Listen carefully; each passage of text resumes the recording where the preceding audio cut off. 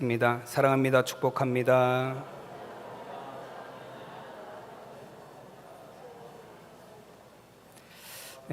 감사합니다. 오늘 주일 2부 예배에 참여하신 우리 성도님들을 위해 이 시간 하나님이 주시는 은혜가 충만하시기를 바랍니다. 오늘은 저희가 로마서 8장 26절에서 30절까지 말씀을 함께 봉독했습니다. 말씀의 제목은 선을 이루시는 하나님입니다. 우리 다 함께 제목을 따라 하시겠습니다. 선을 이루시는 하나님. 아멘. 요즘 많은 사람들이 불안에 관련된 질병들을 많이 앓고 있습니다. 공황 장애라든지 혹은 우리가 불안증이라든지 또 여러 가지 강박증이라든지 불안이 원인이 되어서 생겨나는 질병들을 많이 앓고 있는 그런 시대를 살고 있습니다. 어찌 보면 불안이라는 것은 우리가 알지 못함에서 오는 게, 무지에서 오는 것이 바로 이 불안입니다. 미래에 대해서 알지 못하고 내일에 대해서 알지 못하니 지금의 삶 속에서 우리가 불안한 삶을 살아가는 거예요. 그리고 다른 사람의 마음을 알지 못하니 관계에 있어서 불안한 삶을 우리가 살아가고 있습니다. 알지 못한다라는 것은 우리의 삶을 불안 속으로 혹은 두려움 속으로 이끌어가는 것이 되기 때문에 그렇습니다. 그러면 우리가 옛날에 들었던 이야기들 중에도 그런 이야기들이 있습니다. 여러분들도 잘 아실 거예요. 호랑이와 꽃감 얘기 다 아시죠? 내용이 어떤 내용이죠? 먹이를 찾으러 내려온 호랑이가 어느 외딴 집 앞으로 어슬렁어슬렁 갔습니다. 근데 그 집에는 아기하고 엄마가 살고 있었어요. 근데 아기가 굉장히 심하게 울어서 엄마가 아기를 달래느라고 애를 먹고 있었습니다. 이제 호랑이가 그 집 문 앞에 서서 기회만 노리고 있는데 엄마가 그 아이에게 이렇게 이야기를 하죠. 지금 문 밖에 호랑이가 와 있다. 울음을 그치지 않으면 확 잡아먹을 수도 있어. 그랬는데도 아이가 울음을 그치지 않아요. 문 밖에 있던 호랑이는 깜짝 놀랐겠죠.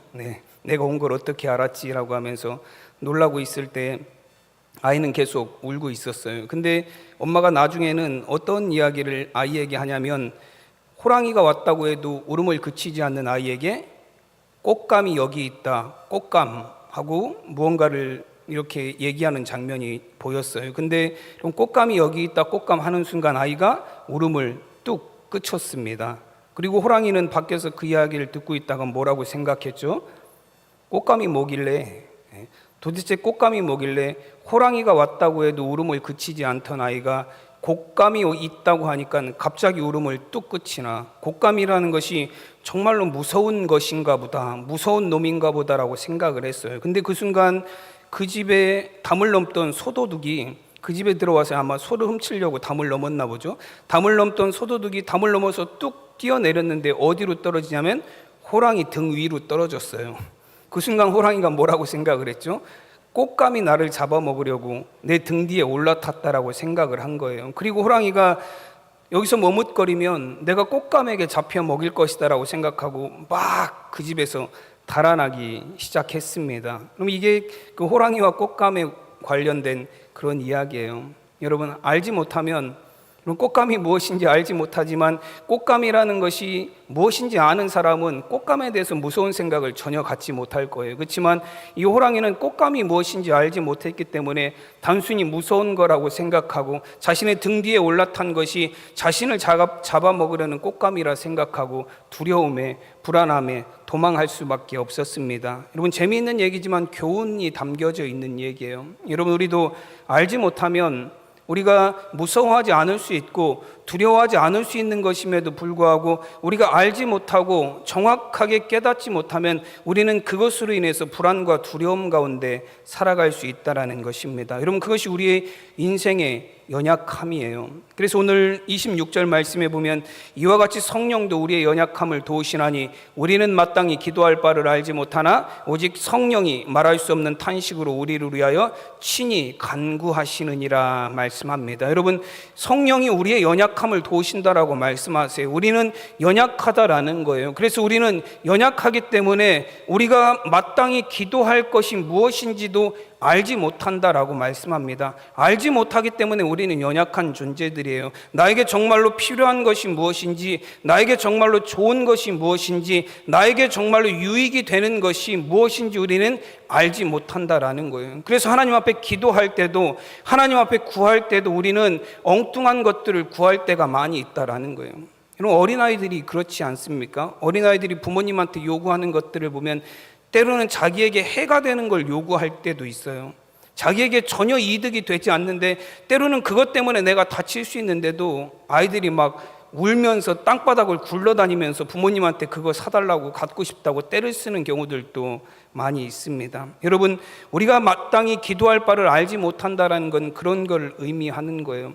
우리는 우리에게 정말로 좋은 것이 알지 못하며 살아가는 연약한 인생입니다. 정말 우리에게 무엇이 필요한지를 제대로 깨닫지 못하고 살아가는 연약한 인생이다라는 거예요. 그래서 이 성령이 우리의 연약함을 도우신다라고 말씀하실 때 연약함이라는 단어가 헬라어에 보면 아스테니아라는 단어를 사용했습니다. 근데 이 의미에 대한 설명을 보면 이렇게 되어 있어요. 잘못된 것을 의지함으로 인해 질병이나 특정한 문제에 대해서 연약해진 상태라고 그렇게 설명이 되어 있습니다.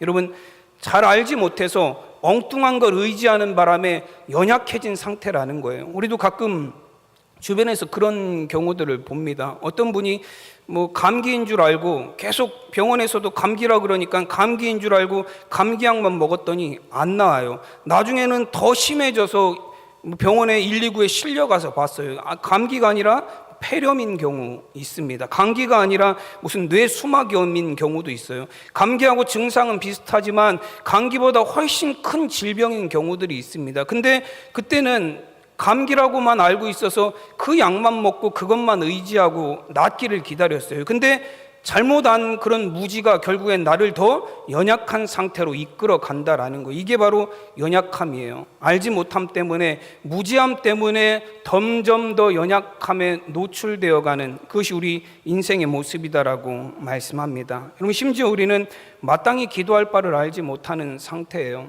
정말로 내가 구하는 것이, 내가 하나님 앞에 기도하는 것이 나에게 정말로 좋은 것인지, 나에게 정말로 선한 것인지 알지 못하면서도 우리는 무작정 하나님 앞에 구하는 그러한 연약한 인생이다라는 말씀입니다. 여러분, 저도 어릴 때 굉장히 개구장이로 살았던 것 같아요. 부모님 얘기를 들어보면 저는 제 스스로 볼 때는 점잖다라고 생각을 하는데요.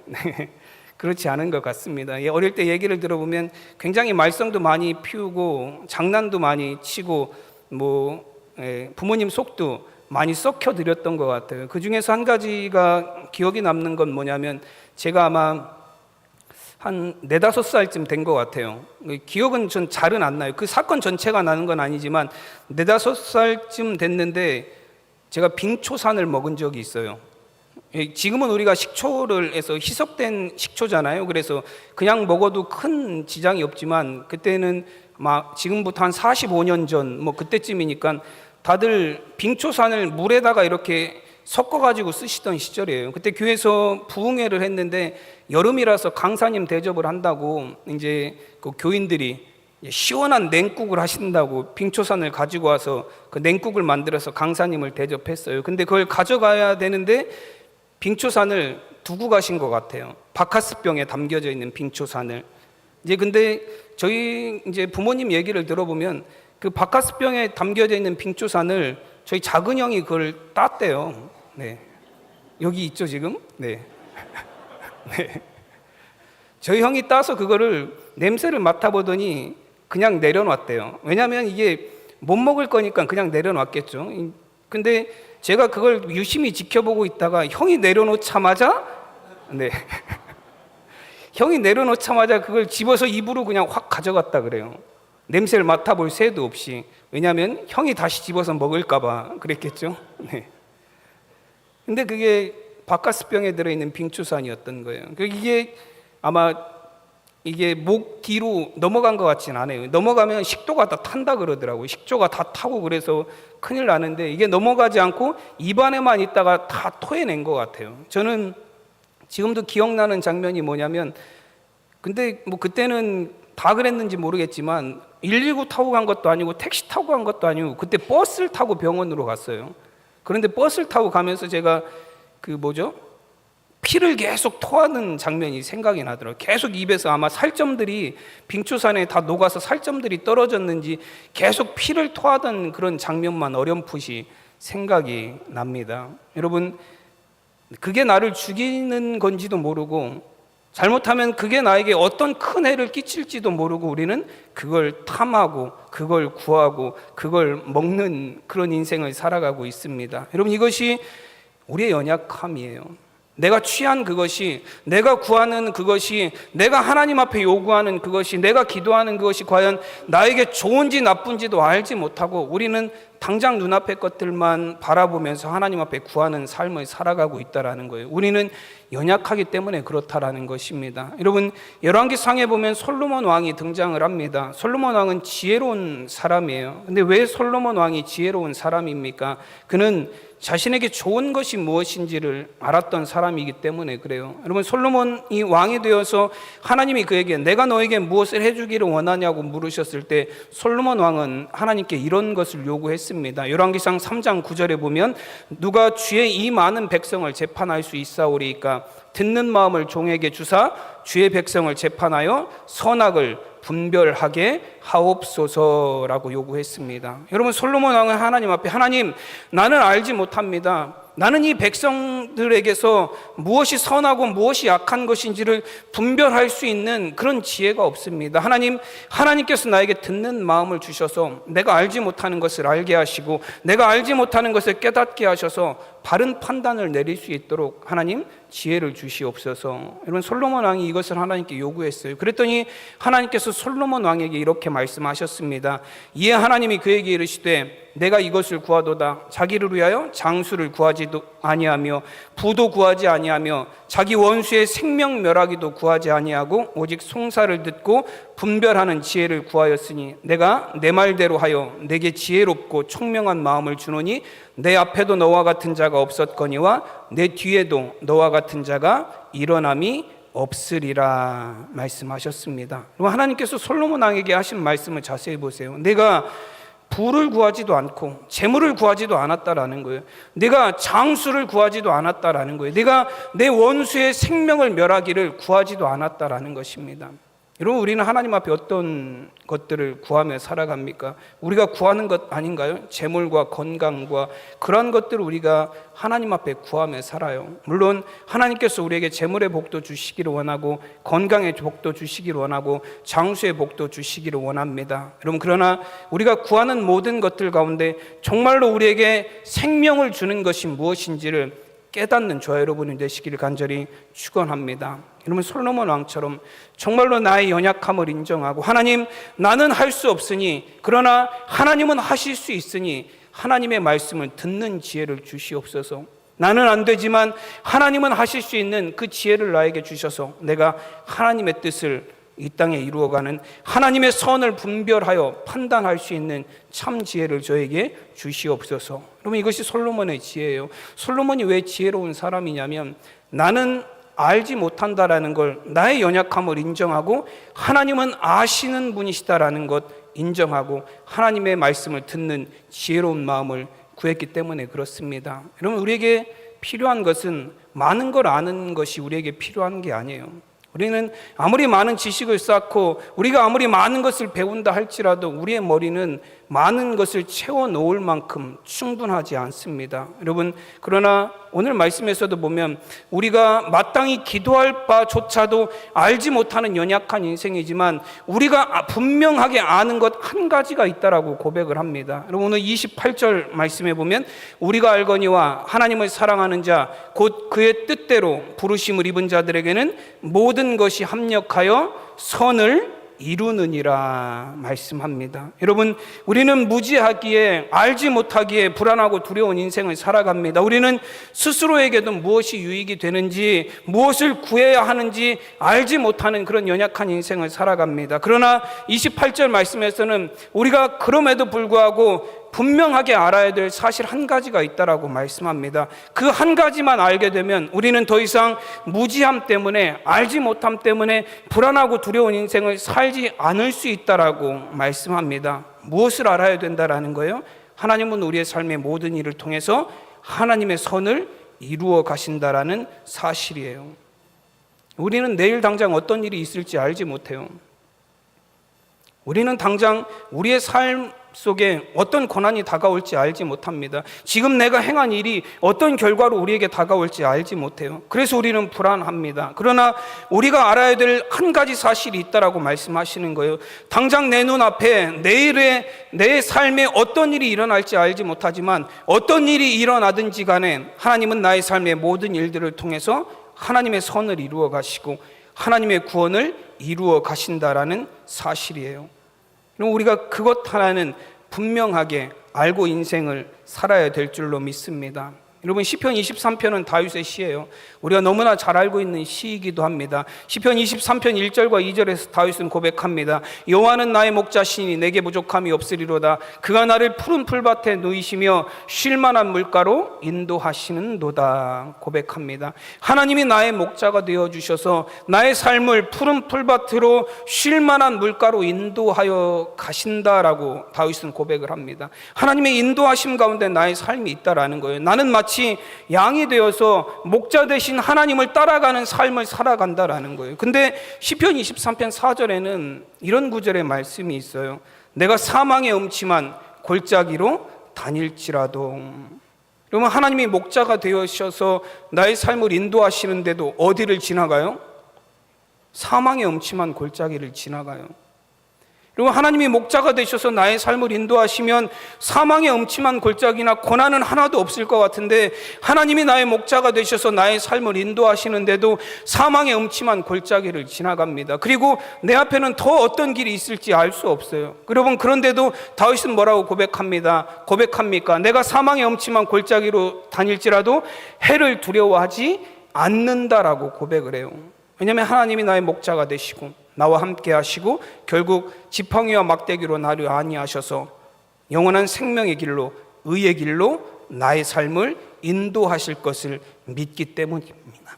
여러분, 그 믿음이 다윗에게 있었던 거예요. 여러분, 다윗의 삶이라고 해서 고난이 없었던 것 아니에요. 다윗이라 그래서 모든 고난을 예측하고 알고 살았던 거 아니에요. 이런 그럴 줄 어찌 알았겠습니까? 다윗이 사울왕의 사위가 되었는데 사위된 자신을 사울왕이 죽이려고 쫓아다닐 줄 어떻게 알았겠어요? 아들이 반란을 일으킬 거 어떻게 알았겠습니까? 여러분, 다윗의 삶 가운데서도 예측할 수 없는 수많은 불안과 두려움의 요소들이 여기저기서 튀어나왔어요. 그럼에도 불구하고 다윗은 한 번도 두려워하지 않고 불안해하지 않았습니다. 왜냐하면 하나님께서 나의 목자가 되셔서 나의 모든 삶의 과정을 하나님의 선하심을 이루어내는 모든 삶으로 인도하실 것을 믿는 믿음이 있었기 때문입니다. 여러분, 우리가 많이 부르는 찬송가 중에 찬송가 310장이 있습니다. 310장 이 장수만 들어봐도 무슨 찬양인 줄 아시는 분들도 계시죠? 아, 하나님의 은혜로예요. 아, 하나님의 은혜로라는 이 찬양은 1절부터 4절까지 가사가 전부 다 모른다라는 내용이에요. 난 알 수 없도다. 그렇죠? 1절도 보면 아, 하나님의 은혜로 있을 데 없는 자 왜 구속하여 주는지 난 알 수 없도다. 그럼 2절의 가사는 어땠죠? 왜 내게 굳센 믿음과 또 복음 주셔서 내 마음이 항상 편한지 난 알 수 없도다. 3절은 어떻죠? 왜 내게 성령 주셔서 내 마음 감동해 주 예수 믿게 하는지 난 알 수 없도다. 4절 가사는 또 어떻죠? 주 언제 강림하실지 혹 밤에 혹 낮에 또 주님 만날 그것도 난 알 수 없도다. 다 알 수 없도다예요. 도대체 이 찬양은 우리가 아는 게 뭐가 있을까요? 하나도 아는 게 없어요. 여러분, 왜 나를 구원하여 주셨는지, 왜 나를 선택해 주셨는지, 왜 내게 성령을 주셨는지, 그 주님이 언제 다시 오실지 아무것도 알 수가 없습니다. 근데 여러분, 이 찬양의 후렴에는 내가 아는 것 한 가지가 있다라고 고백을 합니다. 내가 믿고 또 의지함은 내 모든 형편 아시는 주님 늘 보호해 주실 것을 나는 확실히 아네. 아무것도 모르지만 왜 나를 구원하셨는지, 왜 나에게 성령을 주셨는지, 왜 나를 구속하시고 왜 나에게 은혜를 베풀어 주셨는지 나는 자세한 거 하나도 알지 못합니다. 그러나 내가 아는 한 가지는 무엇이냐면, 내가 주님을 믿고 의지하면 내 모든 형편을 아시는 주님께서 나를 보호해 주실 것을 나는 확실히 알고 있습니다. 여러분, 이것이 이 찬양의 내용이에요. 여러분, 우리가 많은 걸 알 필요는 없어요. 네, 많은 걸 알 필요는 없습니다. 그러나 우리가 반드시 알아야 되는 게 있어요. 그것이 무엇이죠? 하나님이 나의 구원자이시다라는 거예요. 하나님이 나의 피난처시다라는 사실입니다. 하나님이 나의 생명이 되신다라는 사실이에요. 여러분, 이것 하나는 분명히 기억하는 성도님들이 되시기를 간절히 축원합니다. 나의 삶에 때로는 고난이 오기도 해요. 때로는 내가 감당할 수 없는 문제를 만나기도 합니다. 정말로 힘들고 너무 어려워서 쓰러지고 싶을 때도 있어요. 여러분, 그러나 그런 삶의 모든 과정들을 통해서 여러분, 하나님이 우리의 삶을 통해서 하나님의 선을 이루어 가고 계심을 믿는 저와 여러분이 되시기를 간절히 축원합니다. 여러분, 다 잊어도 여러분, 우리의 삶의 모든 과정을 통해서 하나님의 구원을 이루고 계심을 잊지 않는 우리 성도님들이 되시기를 간절히 축원합니다. 창세기 45장에 보면 형들에 의해서 애굽의 노예로 팔려갔던 요셉이 애굽의 총리가 돼서 형들을 만나는 장면의 말씀이 나옵니다. 여러분, 요셉의 형들은 계속되는 가뭄 때문에 애굽으로 양식을 구하러 갔다가 거기에서 총리가 되어 있던 동생을 발견했습니다. 여러분, 그 형들이 얼마나 두려웠겠습니까? 우리가 죽이려고 했었고, 우리가 결국에는 팔아버린 그 동생, 우리가 미워하고 시기해서 팔아버린 동생이 지금 우리의 생명을 좌지우지할 수 있는 주권자가 되어서 그 형들 앞에 나타난 거예요. 아버지 야곱이 살아있는 동안에는 요셉이 우리를 함부로 할 수 없다라는 생각을 갖고 있었지만, 그 아버지 야곱이 죽고 난 이후에는 형들은 큰 두려움에 빠졌습니다. 근데 그 요셉이 그 형들 앞에 서서 창세기 50장 19절에서 20절까지 말씀해 보면 요셉이 형들에게 이런 이야기를 합니다. 요셉이 그들에게 이르되 두려워하지 마소서, 내가 하나님을 대신하리이까. 당신들은 나를 해하리 하였으나 하나님은 그것을 선으로 바꾸사 오늘과 같이 많은 백성의 생명을 구원하게 하시려 하셨나니라고 말을 합니다. 그럼 이것이 요셉의 고백이에요. 당신들은 나에게 악한 일을 했지만, 당신들은 나를 죽이려고 했지만, 당신들은 나를 노예로 팔아버렸지만, 하나님께서는 당신들의 그 악한 행동들, 당신들의 그 나쁜 행동들을 통해서 선으로 바꾸셔서 오늘날 이와 같이 기근으로 인해서 죽어가는 수많은 사람들의 생명을 살리는 일을 하나님의 선으로 이루어내셨습니다. 그럼 이것이 요셉의 고백이에요. 요셉이라고 해서 그 13년 동안 노예 생활하고 감옥에 갇히고 그 생활이 어찌 고통스럽지 않겠습니까? 여러분, 감옥에 앉아서 여러분 노예 생활하면서 자신을 팔아버린 형들을 어찌 원망하지 않았겠습니까? 여러분, 그런 13년의 세월을 지나서 형들 앞에 서게 됐어요. 그런데 요셉이 거기서 깨닫게 되는 것은 무엇이에요? 하나님께서 이 모든 악한 일들을, 내 삶에 일어난 이 모든 고난과 악한 일들을 통해서 하나님의 선을 이루시는 도구로 사용하셨구나. 결국에 하나님께서 많은 생명을 살리시기 위한 하나님의 선이 이루어지는 것들이 내 삶을 통해서 나타났구나. 여러분, 이것이 요셉의 고백입니다. 여러분, 우리의 삶을 불안하게 만들고 두렵게 만드는 것은 무지예요. 우리도 알 수 없습니다. 요셉도 자신의 삶에 어떤 일이 일어날지 알 수 없었고, 다윗도 그 삶에 어떤 일이 일어날지 알 수 없었던 것처럼 우리도 마찬가지예요. 우리의 삶에 어떤 일이 있을지 우리는 알 수 없습니다. 이 알 수 없음이 무지가 우리를 두렵게 만들고 불안하게 만들어요. 여러분, 그러나 우리가 단 한 가지 사실만 알게 되면 이 불안과 두려움으로부터 우리는 해방될 수 있습니다. 무엇을 아는 거예요? 하나님께서 우리 삶의 모든 일들을 통해서 하나님의 선을 이루어 가신다라는 것, 하나님의 구원을 이루어 가신다라는 것이에요.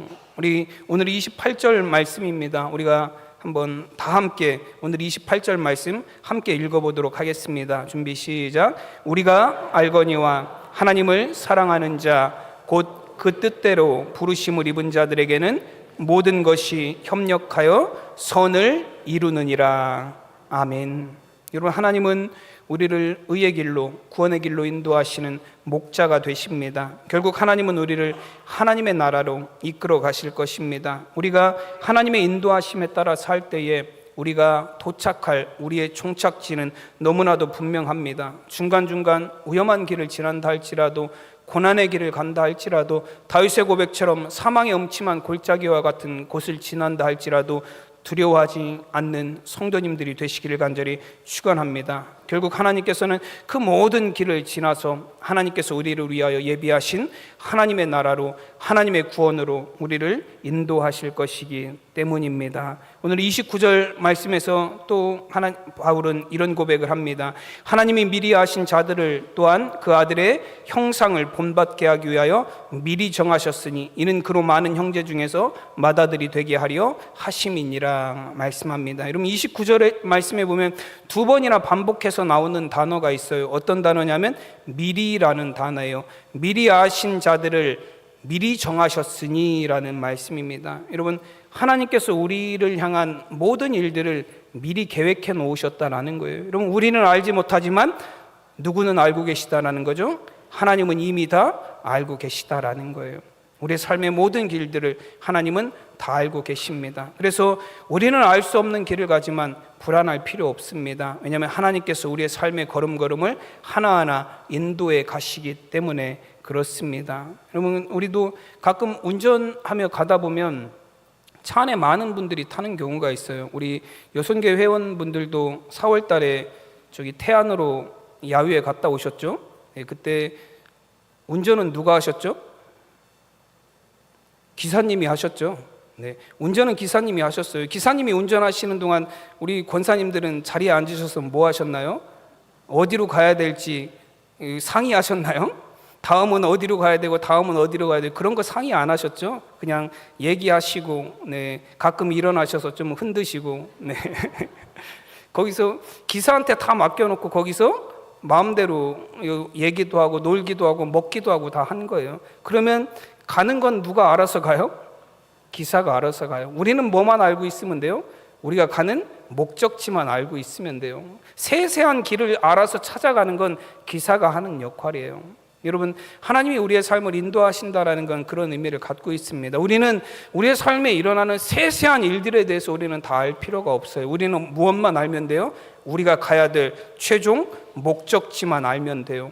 여러분, 그 목적지를 향해서 하나님이 우리를 인도하고 계십니다. 미리 하신 하나님께서, 미리 정하신 하나님께서 우리의 삶을 하나님의 나라로, 천국으로 지금도 인도하고 계심을 믿습니다. 여러분, 하나님 안에서 여러분 모든 불안과 두려움을 이겨내시기 바랍니다. 여러분, 우리의 삶을 지금도 인도하고 계시는 그 하나님으로 말미암아서 여러분 우리의 삶에 참 평안이, 두려움을 이겨낸 참 기쁨이 회복되는 우리 성도님들이 되시기를 간절히 축원합니다. 기도하겠습니다. 하나님의 은혜와 사랑을 감사드립니다. 선을 이루시는 하나님께서 우리의 삶을 지금도 한 걸음 한 걸음 인도하고 계심을 믿습니다. 우리는 우리의 앞길을 알 수 없어서, 지금 우리가 가는 길이 어느 곳인지 알 수 없어서 불안하고 두려운 인생을 살아가지만 하나님은 미리 아셨고 미리 정하신 줄로 믿습니다. 아시는 하나님께서 우리의 삶을 한 걸음 한 걸음 인도하여 주셔서